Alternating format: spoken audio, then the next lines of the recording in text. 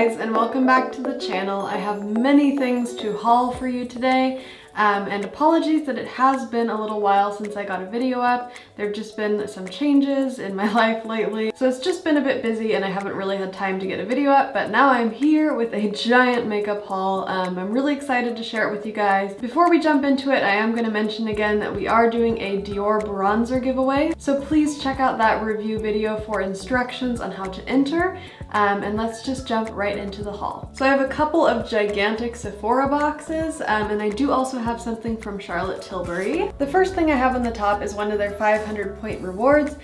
This is a Caviar Alterna hair set. I just thought it's a great way to try out such an expensive brand, so I'm really glad they offered this as a reward. Next, I have a skincare favorite, and this is actually the cleanser that I use every day. This is from Tatcha, and it is called the Deep Cleanse. It comes in this really cute kind of turquoise packaging, and I just love everything in their turquoise packaging. It works really well for my kind of oily combo skin type, and even though this is a deep cleanse, I do use it every day because it has physical exfoliant. So it has tiny little beads in it that give you just a little bit of exfoliation, but it's not harsh on the skin at all, and that's why I love this one. Another face wash that I picked up is the Jack Black Face Buff. This has vitamin C and mint in it, and it smells really good, and my husband just loves this one. The next thing I picked up is something I really can't live without, and that is the Too Faced Shadow Insurance Primer. I wear this every time I do eyeshadow. It just works really well on my eyes, even though my eyelids get really oily, and the eyeshadow in the inner third of my eyes typically gets a little bit creasy, but with this it's much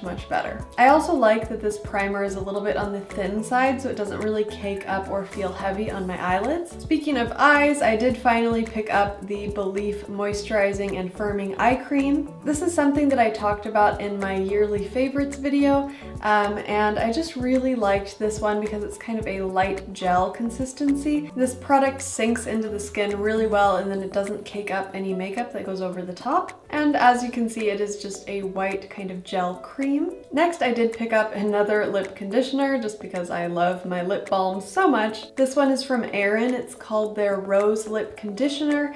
And I find that a little bit goes a long way with this product. It does definitely smell and taste a bit like roses, so if you don't like that, then you'll want to stay away from this, but I find it's really pleasant. The balm is just slightly pink, and it's a very kind of heavy consistency, so it does stay on the lips for a long time. But at the same time, it's not too thick and gloopy to wear during the day, so I do really like this one day and night. I did pick up a refill for my Anastasia Clear Brow Gel. I just love this product so much.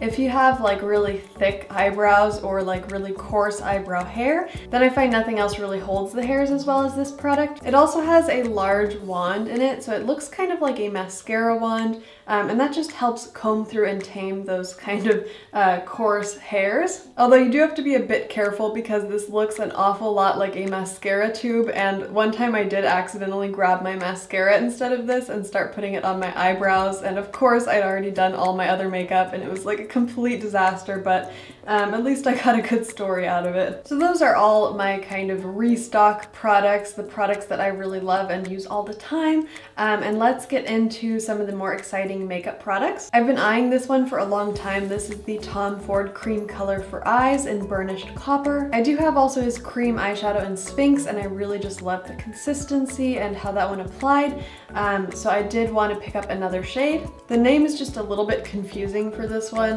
because it's more like oxidized copper than burnished copper. It is actually a greenish shade, which is a little bit surprising. It's just the most beautiful like silvery olive color. It has just enough green in it to really bring out the green in your eyes if you do have hazel eyes, but at the same time it is Tom Ford, so of course it is subtle and sophisticated, and I cannot wait to play with this one. For those of you who are interested, the Tom Ford cream eyeshadows are really similar to the Charlotte Tilbury cream eyeshadows, but the Charlotte Tilbury ones are much cheaper. And I do think that the formulas are comparable, but the reason why I bought this color from Tom Ford is because the colors in both of the lines are really different, and I do find that for Tom Ford the darker cream eyeshadows are more subtle, And for Charlotte Tilbury, hers are much more like intense, so it just really depends on the color that you like. Otherwise, I would say the formula is pretty comparable across the two. I did pick up something new, and that is the Givenchy Bouncy highlighter. I haven't opened it yet, so honestly I have no idea what to expect. I'm not really sure how the highlighter can be bouncy, but let's take a look. Okay, and here we have the highlighter. It comes in like a little pot, and I believe this unscrews, yes. There is no mirror inside, and it does have just a slightly floral scent. There is a really cute pattern on this highlighter, so I'm not really sure how it can be bouncy. I was kind of half expecting it to be like a cushion type product, and it does feel pretty solid in the pan, so I'm not sure if they're just calling it a bouncy highlighter because it has slightly more of a cream formulation. The color for this one is called African Light Gold. I bought a few of the new Guerlain Rouge G lipsticks. These are my first Rouge G lipsticks, so I can't really compare them to the old ones. But they do have a new kind of collection of customizable caps for the lipstick, which I think is pretty cool. And if you wanted to buy like a refill of the lipstick, then you wouldn't have to buy both the lipstick and the cap. So that's kind of nice if you're somebody who goes through lipsticks really quickly.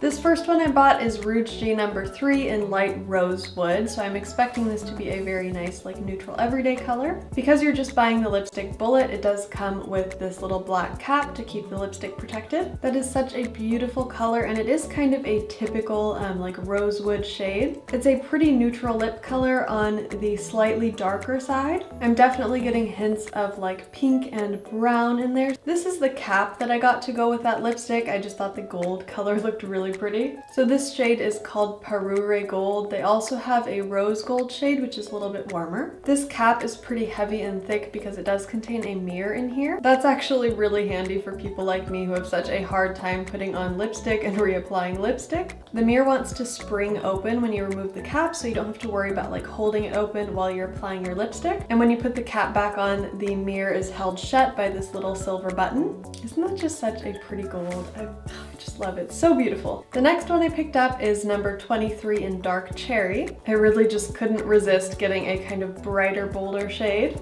I just love this color. I will say that for Guerlain, their color descriptions are pretty spot on. This is definitely a dark cherry. I get just a hint of purple out of it, and it looks like it's actually a really wearable dark shade. The lid that I got for this is the blue one with a kind of a white fan pattern on it. This pattern color is called Very Batik, but to me it does kind of look a little bit like a Japanese woodcut pattern. I kind of expected the pattern to go all the way around, but it is just a regular blue on the back side. And again, this one has a mirror to help you apply your lipstick with. Isn't that just a gorgeous lipstick? It's nice and kind of heavy and solid feeling. So it really just feels very substantial and luxury and well made. And it would make an excellent gift for somebody else or for yourself. I have heard that the new caps fit on the old lipstick bullets, but if you buy one of the new lipstick refills, your old cap will not fit and you'll have to buy one of the new caps. I don't personally own the old Guerlain G lipstick, so I can't really test it out, but that is what some of the other reviews were saying. Okay, brace yourself. I'm so excited for this one. I've been pining after this eyeshadow palette for a long time, and I just didn't want to pay full price for it because it is really expensive. But today I finally have to share with you the Pat McGrath Subversive palette. Oh my god, it's so beautiful. I missed out on this palette the first time because I thought the shades were a little bit less wearable than the other palettes. And it was a lot of money. I hadn't really tried the brand before. Then I saw it in store and I was just swatching and playing with these beautiful colors. I mean, look at those gorgeous colors. Like, there are a lot of kind of darker neutrals in the palette, which is another thing I wasn't really so sure about. But when you combine them with those beautiful intense colors, I do think that they really pair well together. And swatching a few of these shades, I just could not resist them. This purple shade is just absolutely gorgeous. And then this kind of like olive green, it's a little bit different from the other greens that I own because it has quite a bit more like yellow in it, but it's still quite wearable and it's just, they're all gorgeous. This blue is probably my favorite shade in here because it has that gorgeous like purple shift, like a blue butterfly wing, and it's amazing. I can't wait to play with it. I do want to do a tutorial using this palette, but I'm not really sure like which colors I'm going to use because I feel like you're not really supposed to use them all together since some of these are quite bold. So if you guys have like a color that you're just dying to see from here, then go ahead and just let me know down below, and I would love to do that for you. Also, I do want to quickly mention that this black shade is one of the best matte black eyeshadows ever. I totally don't mind that she has them like across all three of these big palettes, because honestly, like whenever I'm doing eyeshadow and I do a wing, which I just realized I forgot to do today, but I do get out this palette and I take like a liner brush and I just kind of stamp the black on, because I'm just like terrible at drawing a line for the wing. And this makes it so easy because it's like rich and pigmented, and you just have to like lightly tap and you get a perfect line. And yeah, I just love these palettes. The quality is great. They're worth every penny. I did also review the other two big Pat McGrath palettes, and I did review all three of the mini Mothership palettes if you want to check those out. The mini palettes are definitely a good deal, but they don't have those kind of glitter shades in them. It just sort of depends more if you're like a matte person or a shimmer or a glitter person, which palette you would be happiest with. So lastly, I have this Charlotte Tilbury box, and I did order some for new eyeshadow palettes. So these new eyeshadow quads are called the Bigger Brighter Eyes filter. They're basically supposed to look like pretty natural and fresh and just sort of brighten up your eyes. I believe the lighter one is more intended for people with pale skin tones, and then the darker one is intended for people with slightly darker skin tones. But of course, you just follow your heart and wear whatever you want. Something that I do really like is that on the back of these eyeshadow palettes, it does have kind of like instructions with the shadows labeled like 1, 2, 3, 4 for how you should apply them and how you can take them from like a day look to a slightly more exciting evening look. So let's start with the first lighter palette. Is called EXAGGEREYES. So in this palette is a shimmer champagne, a shimmer beige shade, a matte kind of taupey brown, and then a glittery taupe shade. Each of the palettes does have a mirror. They are fairly small palettes considering the price, but I do think they're really easy to work with, especially for like beginners or people who maybe just want like a really easy eyeshadow quad to get ready in the morning.